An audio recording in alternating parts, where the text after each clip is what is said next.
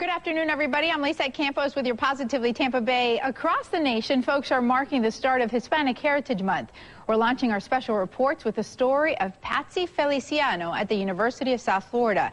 She's well known as an educator and a community activist, but did you know that she's also a Marielita and proud of it?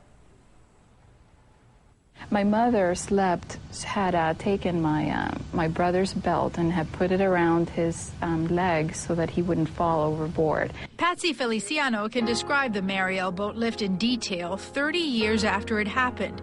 She didn't see it in a movie, didn't read about it in a book. She was there. It was pitch dark. We were on a boat that was adrift.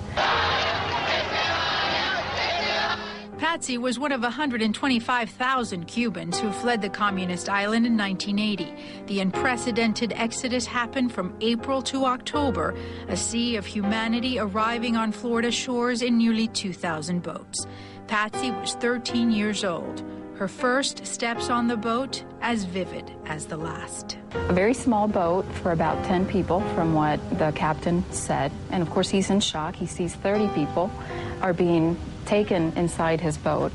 I don't remember if any members of his family were allowed on the boat, but basically that's what the government did. You have to, in order for us to release your family, you have to take this group. The captain had shared with the authorities that everybody knew there was a storm developing in the Gulf of Mexico. But the orders were that we needed to leave then. There's, yes, the sadness that we're leaving Cuba, but here's, an apple, and here are Cheetos, and here are things that I had never seen before. I had never had an apple before. A few hours into the trip, sure enough, we run into this storm. So there's waves, the waves are high, really tall, and by now it's dark. Waves punching the boat left and right, and all of a sudden we're wondering, are we going to make it? And then that's when we all start getting sick. I don't remember any conversations. I remember holding on to people. I remember dealing with the fact that I couldn't stop vomiting. She didn't, even after being rescued by a Coast Guard helicopter and a ship.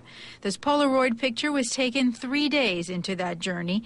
Patsy sitting on the deck of the Vigorous with Coast Guard officer Rocky Mancuso, who took care of her and her family. The officer gave Patsy the picture and his hat when they landed on U.S. soil, Key West. That's all we came with, a Polaroid picture and a cap.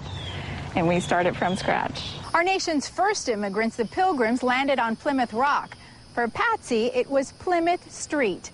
In this neighborhood, on this street, Patsy and her family began their life in the U.S. This is the house? That's the house. It just brings memories of very happy times, knowing that my family and I were here and that we would be able to do great things if we wanted to. Want and work she did. Called scum, escoria, in Cuba for being the daughter of a political prisoner, in Tampa, Patsy transformed herself into an honors student, college graduate, and educator. The treasured Polaroid and hat, a reminder of the journey. I tell students to pursue their dreams, to go to college and get a degree. There are many countries, and I come from one where that's not an option.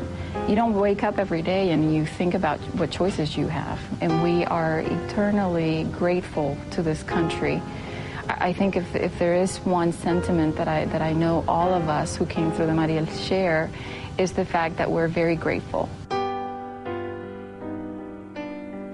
In 2006, Patsy was reunited with the Coast Guard officer who rescued her and her family. She surprised Officer Rocky Mancuso at his retirement ceremony in Kentucky. It was on May the 18th, 26 years to the date of the rescue. With this Hispanic Heritage Month special report, I'm Lisa Campos, ABC Action News.